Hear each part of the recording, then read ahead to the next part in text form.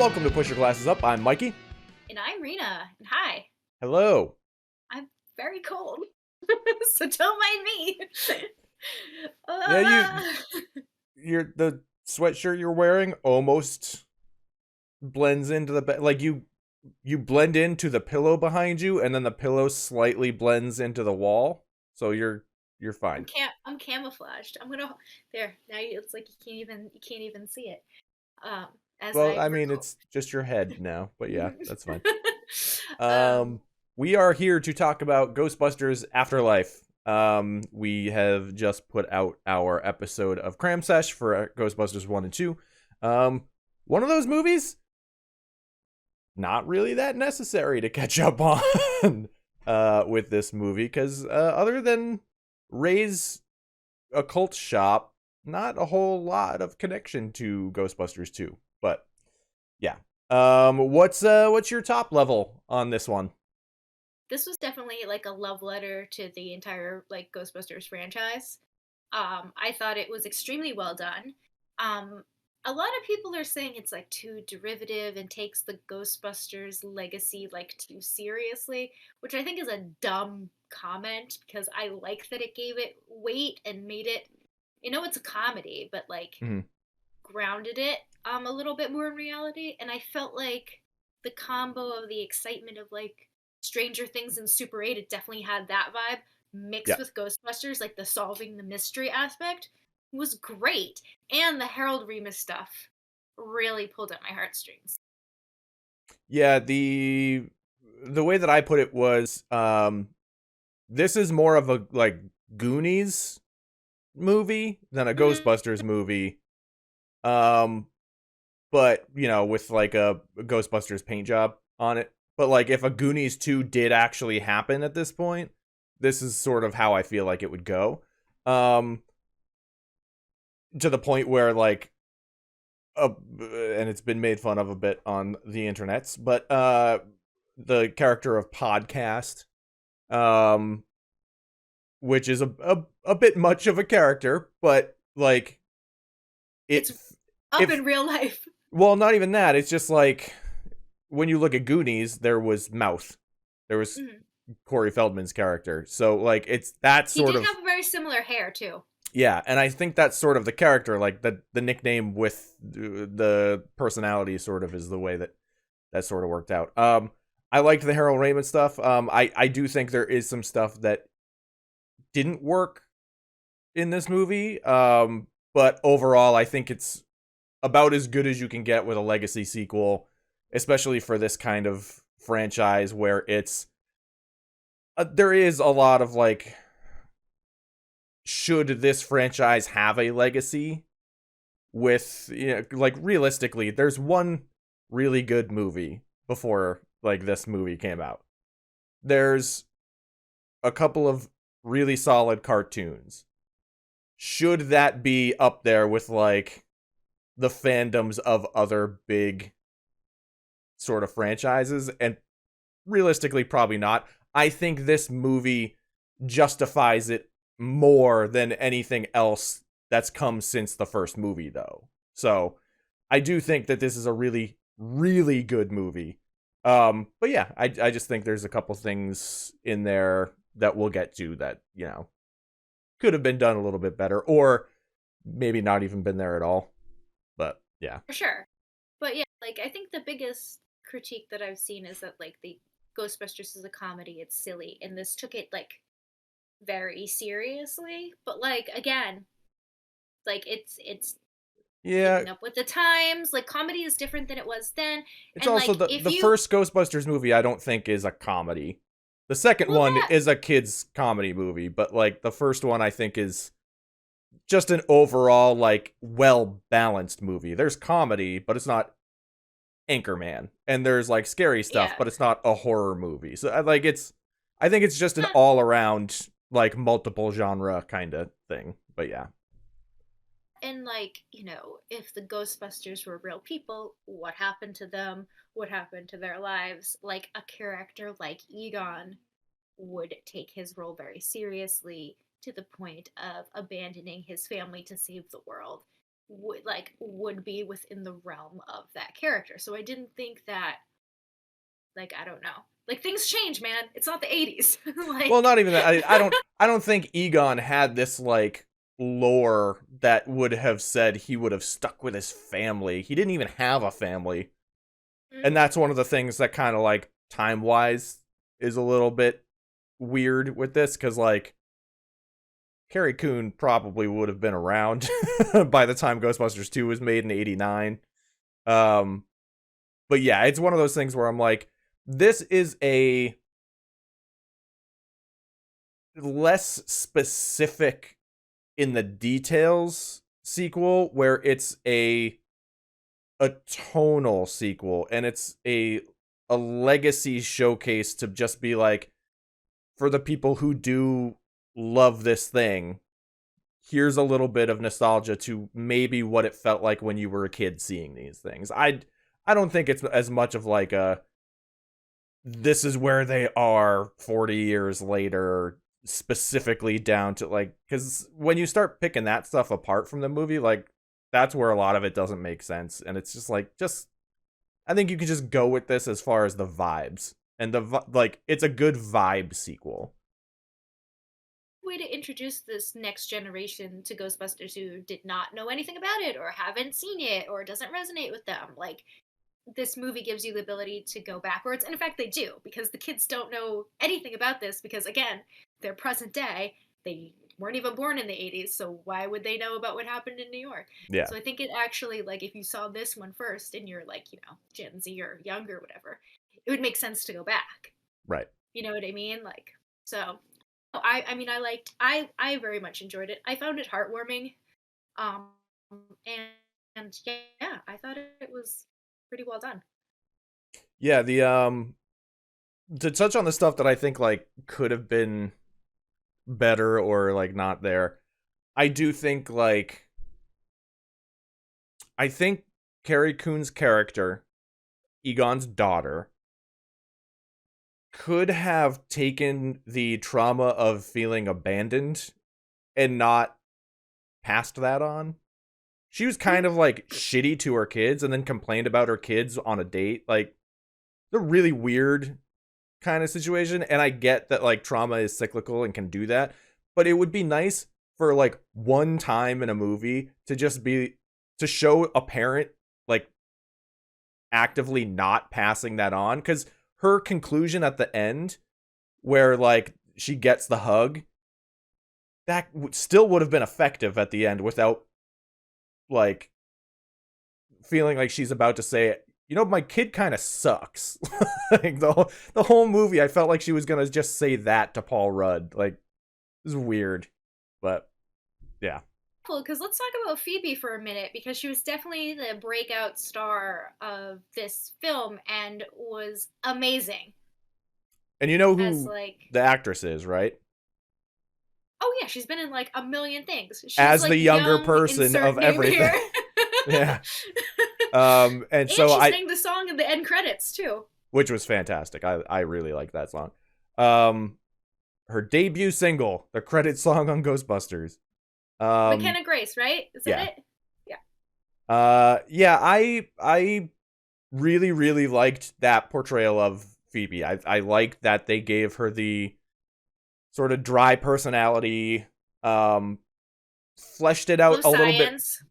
Yeah, and fleshed it out in a way that didn't say like, I have social qualities that, are a medical condition, but like somewhat explained a little more, as opposed to just being like, well, he's a nerd, so he's weird from the first movie. This gave her a little bit more of a fleshed out aspect with that aspect of her personality, which I thought was good. A little bit on the spectrum, which was actually really nice to see, because you never see like authentic portrayals of autistic females as much as you do, like, you see men. And it doesn't have I don't even to think you see accurate men that often. It's usually just No. like the hyper brilliant child who can count like a spilled thing of toothpicks, like in Rain Man, kind of. Or And like so, the nonverbal person who can barely function right. and needs a lot of care. Like, it was nice to see someone that was just like slightly different, but like obviously still like a functioning person. They just had their certain boundaries, their certain things, and their certain trigger points. Like when she's like, "Don't hug me," like not physical contact. Like I get that. Well, I and there's good follow-up stuff too with Egon in the first movies. He said he has a moment where it's like a crazy stressed out moment, and he's like, I'm absolutely terrified. I can't answer you right now. But it's like such a dry delivery. And she has that sort of same thing where she's kind of like, I thrive in these situations, sort of, where I forget the exact line, but she basically says like, I can handle these situations because I don't get overexcited, kind of thing. Yeah. like her neurodivergence was an asset when dealing with the supernatural and Yeah. the paranormal because she didn't have the same reaction to it that most people would. When she had to confront the Josh Gad ghost. Yes. He played Muncher. I know. Which was kind of, I found that out last night. Kind of maybe overcasting like the little tiny cameo aspect of The of a ghost ghost. of Olaf, apparently. Yeah. But yeah, no, I thought that she did a really good job. And I also liked that, you know, she was the new kid. She was a little bit different. But she made a friend who like didn't give a shit and thought Yeah. her jokes were funny. Yeah. Cuz he's the ADHD side of it. Mm-hmm. So it's Yep. fine. With the kids though, like that's one of the things where I'm like sort of doesn't need to be in the movie is Finn Wolfhard's character. Yeah, he was good for driving. Yeah, literally, guess. literally, he was there to get the car started, and so that somebody was up on the cliffs when everything like combusted. That was the whole reason he was in the movie. So I think there could have at least been something done there a little bit more, but I like it overall. I think that character was just like not necessary for this movie at all. Because you get to the end of the movie and he's still like he's not really bought in other than he got the car started. Like he's not bought into the ghost thing really. But then he just joins that final climactic battle. So it's a little wonky. Because he was like telling her like, "Oh, don't make jokes," and like he was kind of mean at front, but then he was like supportive older brother for like the rest of the movie. Yeah, I think that at least with that they did a good job of balancing out like a somewhat realistic sibling relationship with that. I just wish he had more to do. Yeah. Because we don't even need to see him working on the car. Like he's working on the car. We don't even need to see that. That's just so the audience sees the car. So yeah, that's a little bit of a bummer for me. But like, and then like Paul Rudd is good. I love Paul. But he's good in this. But there's sort of just the wasted aspect of like his introduction in the class with like the Cujo tape and he goes in the back room and then McKenna Grace goes back there as well. That's a very good scene. I like them working together in that scene. And then they don't like do anything in the movie anymore together. And then they did science and they blew out all the windshields.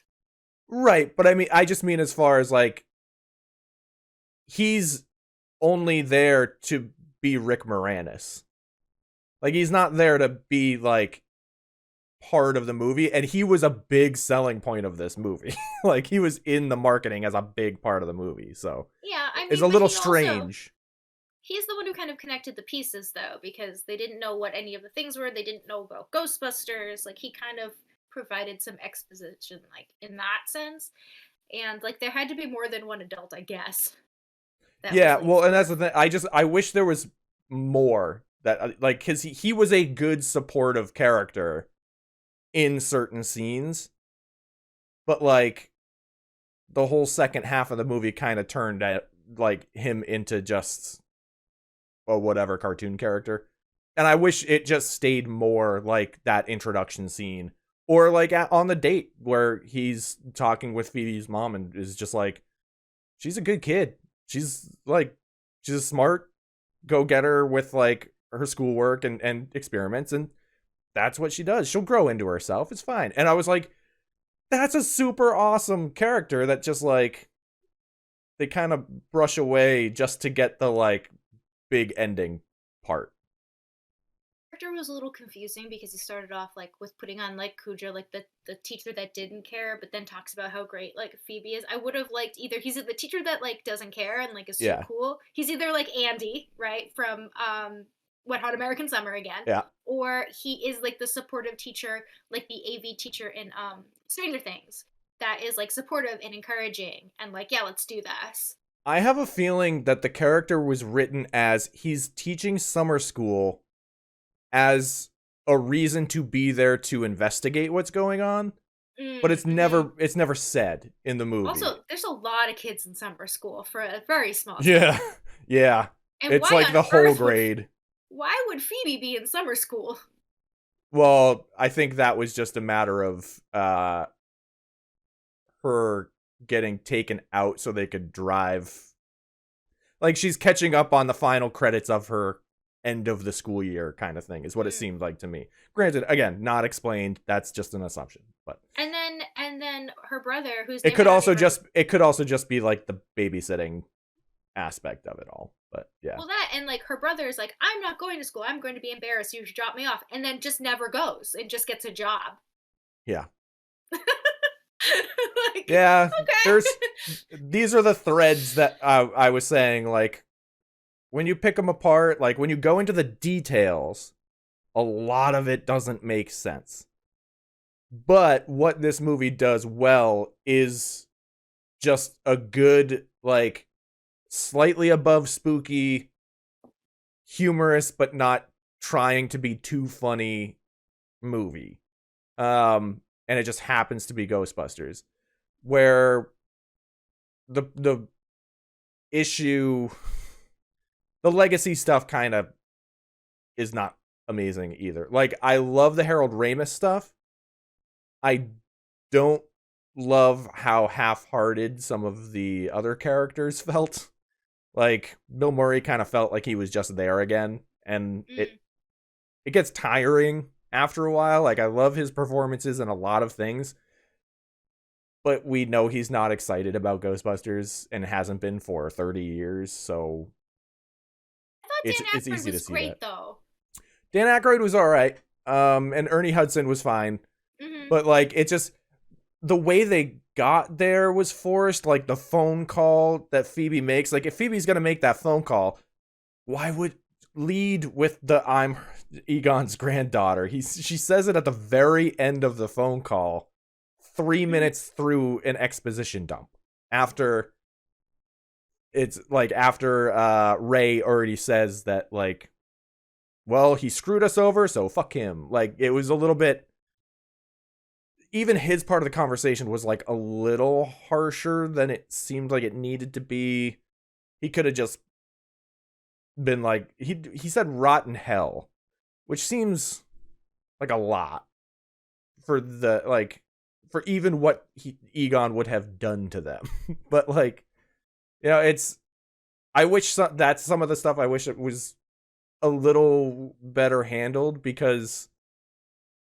it should mean something that they're all there, right? And it kind of, like, the very end credit scene holds a lot of that. Like, it holds a lot of that reverence that people, like, will say either is there or isn't for this franchise. And I don't think that the way they handled, like, the introduction of those characters just, like, showing up, like, pulling a Han Solo and being like, you know what, we made it out anyway. Like, it's just a little weird. But like I said before, all of that kind of gets brushed under the rug for me, because the vibe of the movie was still something I enjoyed a lot, which was an 80s kids adventure movie.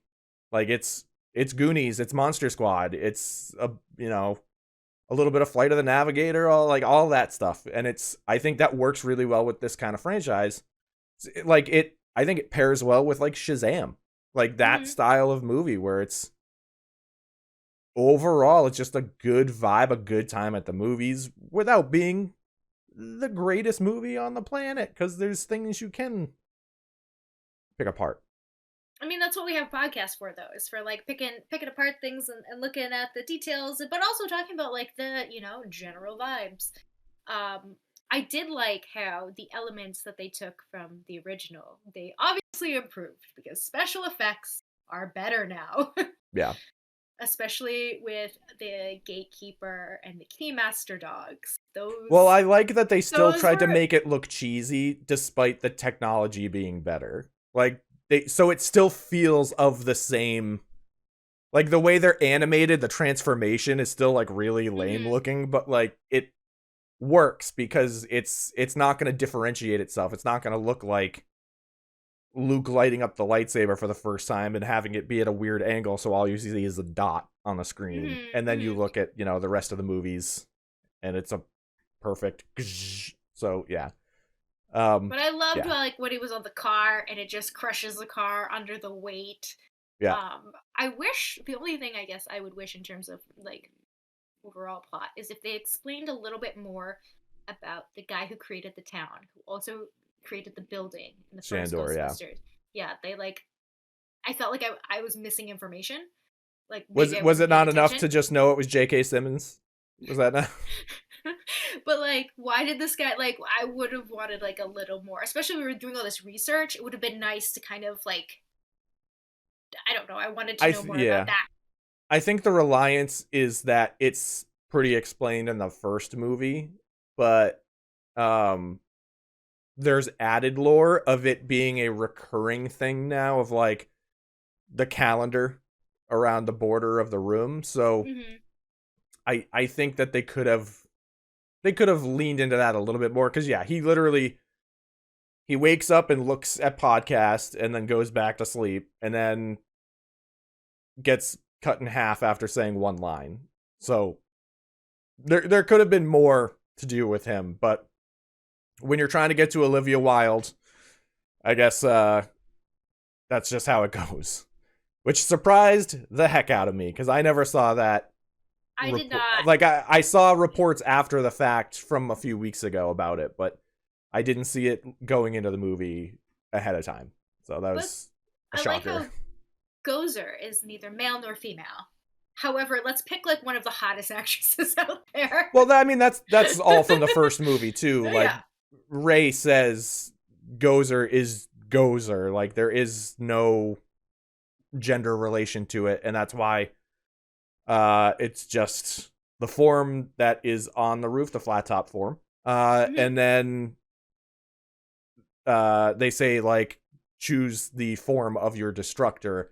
And that's just saying, hey, see me how you want to see me. I'm gonna wreck your Earth. Like, that's yeah. So that does connect, which I appreciate that they reiterated on, especially now. It like, there's gonna be people who say, get that out of my Ghostbusters movie, but it's like, that's been there for the first time. That's always been there. And also, we're dealing with gods. Yeah. Like, gods do not subscribe to binary standards. They're gods. They can do whatever they want. They can be in human form. They can be in marshmallow form. It doesn't matter. Unless you subscribe to a book that was written by a bunch of men. Yeah, but we're talking about like ancient Sumerian culture here. It's a little different. So, just like, whatever. But I did like seeing the more dynamic between Gozer and then like the gatekeeper and the keymaster, and that like it was like they made more sense. They showed more of what had to happen. Yeah, they alluded to it more in the original movie, and it was a little more explicit in this movie. It was just so Rick Moranis could be like, Are you the keymaster? Just yelling it over and over again. Yeah, that's one of the things. I'm fine if that's what they wanted to do with like those two characters and make them the gatekeeper and the keymaster again. It's just that like the scene where they come together and Paul Rudd is like, I like your eyes, and holds up a flag, like that took me out. It felt like they were trying too hard to do Rick Moranis again, and I was just like, no, they exaggerated the characters who were there before. So just do that again. But It's fine. also, like, if it's not them anymore, like they're possessed. So these would have been the ancient beings speaking to one another that haven't seen each other in forever.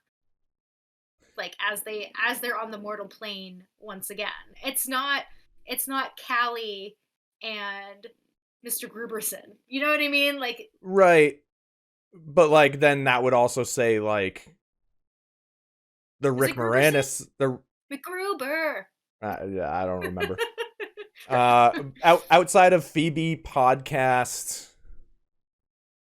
I guess Callie, you just mentioned it, but I don't know if I would have remembered that without you mentioning it. That's and Lucky. Lucky is the one name I remember, but she's sort of also not really a big deal in this movie either. But yeah, okay. Speaking of her, I know it's a small town, but connecting Finn Wolfhard's character immediately to her at the burger stand where he goes and then gets a job, then he gets arrested, and then of course her dad is the sheriff. Like, what? That's a little too connected. That's beyond Spider-Man connected. So that's a little much for me. But yeah, a lot of the side character stuff felt a little strange, as I've been saying a lot, but like obviously they can't make a movie that's literally just Phoebe reconnecting with Egon. Like there needs to be more than that, but that's where it kind of like little lackluster for me was like the surrounding cast, because like it just could have been a little bit more, and I think it's very good, but it could have been great because there is something here. Like there's kind of no reason why the Harold Ramis stuff should work as well as it does. Like it's I was thrown off by the fact that you see him. You actually see his face. And I'm glad that they didn't try to do a voice on it. No, I like that they didn't have him speak. Yeah. And it was an actor in prosthetics that they probably also like touched up with CG a little bit, but who is credited in the movie as Elton, as IMDb told me. But I'm struggling to think of a reason why like I should expect it to work. As much as I love the first movie and I'm connected to this franchise, it's not the Iron Giant. Like it's like it shouldn't have as impactful of an emotional moment as it did, but it still did. And I think that's where Jason Reitman actually like did a good job pulling from his own life, where this was his chance to kind of say goodbye to like somebody he probably thought of as like an uncle. So, you know, it's one of those things where I think he did a good job handling it because he needed to for himself. Whereas like and his dad was a producer on it. So again, yeah. Nepotism, you know. Yeah, but you know, but in this case it's like connecting the whole franchise. Yeah. Still a little bit weird, but I mean, I didn't think they needed to have so much of the like Harold Ramis like in there so much. I liked when he was helping her balance out. Yeah, that was a very beautiful moment. Especially since he had been guiding her. We didn't see him, but we knew he had been guiding her the whole time. Yeah. That was a really lovely moment. I could have done with like that and him hugging Callie and then like, I'm out. Yeah. Like it's nice that the guys got to say something, I guess, to him, but like that's where it started to feel a little heavy-handed, because then you have the lingering close-ups on him where he's just nodding along, and it's just like this is kind of taking away a little bit of the impact. But yeah, I think that was handled about as good as you're gonna get out of a situation like this, and it really is like a really solid love letter to Harold Ramis, because he, as much as like there's the relationships off camera kind of did fall apart, and it is a way for a lot of them to say sorry to him, even though they did make amends later on in life before They he did, and passed away. him and Bill Murray did make amends, but when he got sick, he did. They buried the Yeah, hatchet because I but know it's still Groundhog Day was a disaster, and that really broke their friendship. And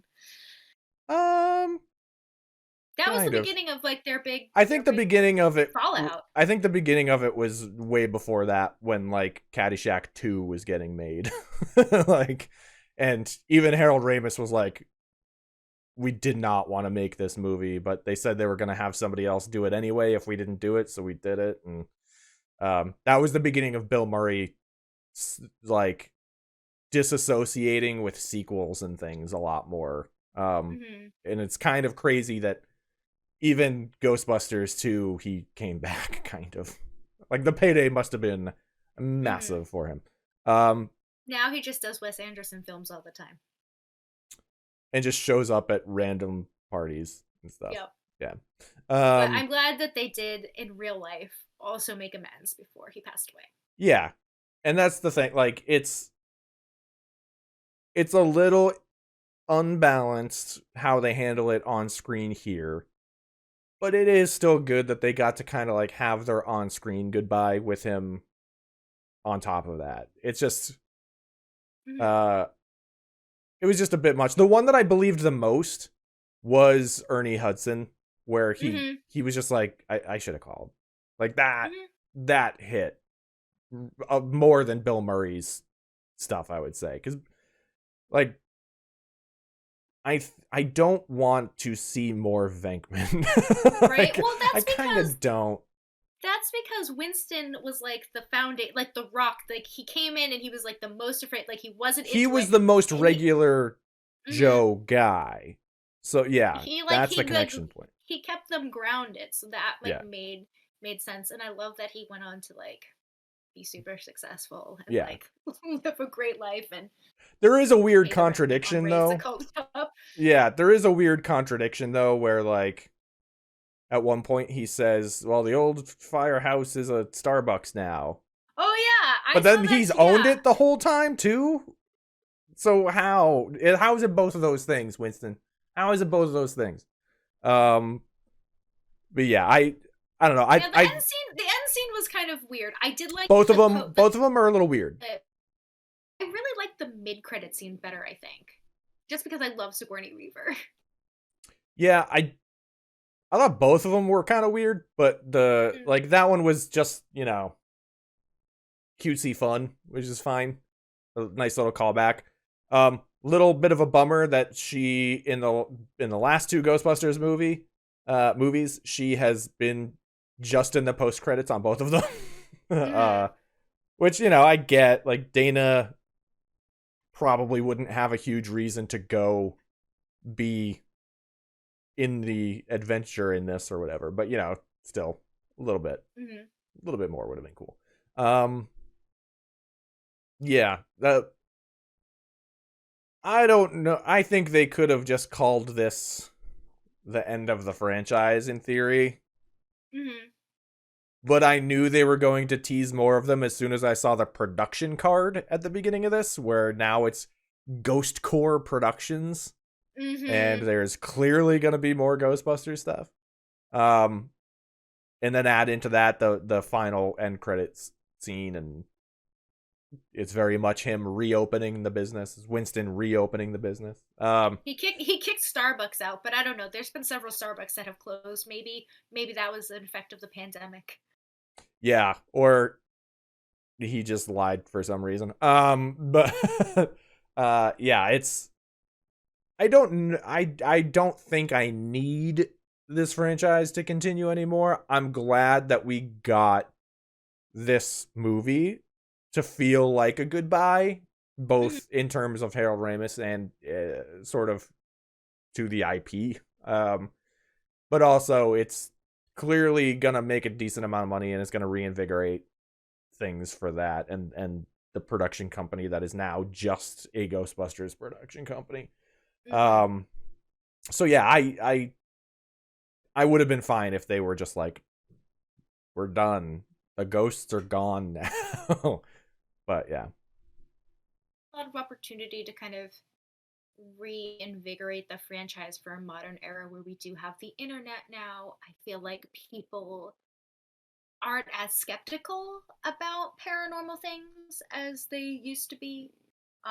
You know, like we have whole shows about ghost hunting now. Yeah. So, you know, if we took some of those elements and like kind of combined it, I think that would be really cool. I think it would be cooler to see a show.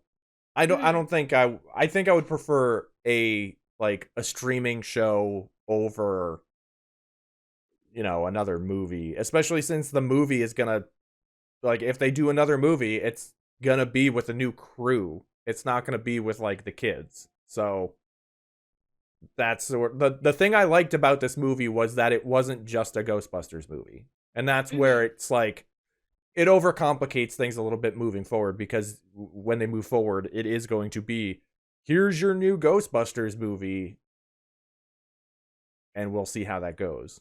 This felt like a cool movie that was about these kids trying to find themselves, and that's what I connected to the most, I would say. They did something like Supernatural, but like as Ghostbusters for like a streaming thing, that would be amazing. Yeah. So I, you know, do that, Dan Aykroyd and your production company, please. Um, yeah, we'll see how it goes. Um, I do. I probably have sounded more negative, I think, in this because in talking about it, we're going into the details that I was talking about, like how it can be picked apart more. But I really did enjoy this movie a lot. I on Letterboxd I gave it a 4 out of 5 because it's feels like a movie I grew up with. It just happens to have been made now. And the fact that that was captured and was able to do that thing, like Shazam did it a little bit too, but I think this did it a little bit more, where it captured that 80s kind of New Line vibe.